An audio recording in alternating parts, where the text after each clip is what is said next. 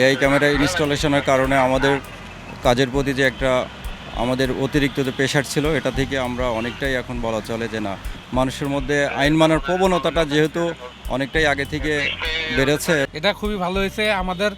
আসলে আগের যে ট্রাফিক আইনগুলা যে সিস্টেমগুলো ছিল, অনেকে মানতো অনেকে মানতো না, অনেকে সিগন্যাল দেওয়ার পরেও চলে যাইতো ই করতো। এখন আর ওই সুযোগটা নাই, এখন আর কেউ এরকম কোনো আইন ভাঙা কেউ যাইতে পারবো না। আইনটা সবার জন্য সমান হওয়া উচিত। আমার জন্য যদি আইন থাকে, আমার জন্য যদি এআই ক্যামেরা থাকে, তাহলে ওই অটোরিকশার জন্যও থাকতে হবে।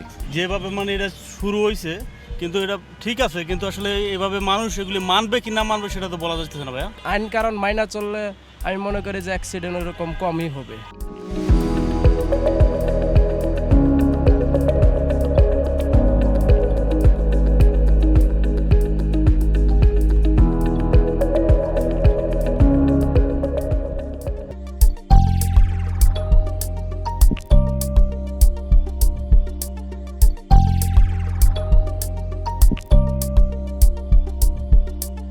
আমাদের দেশে শৃঙ্খলাবদ্ধভাবে কেউ গাড়ি চালায় না। এটা ভবিষ্যতে আশা করা যায় যে শৃঙ্খলা নিয়ে আসবে।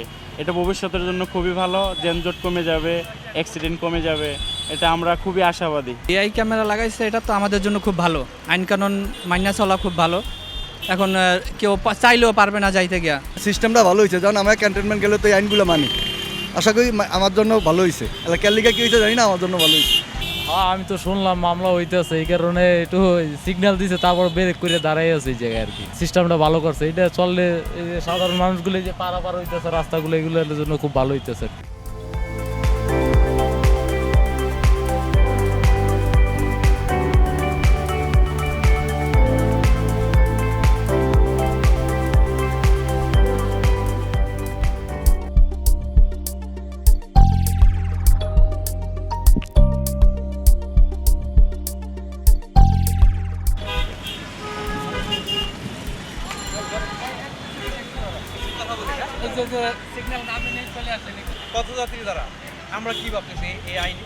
এটা আসলে আমাদের প্রথমত আমাদেরকে সচেতন করতে হবে আমাদের মাঝে।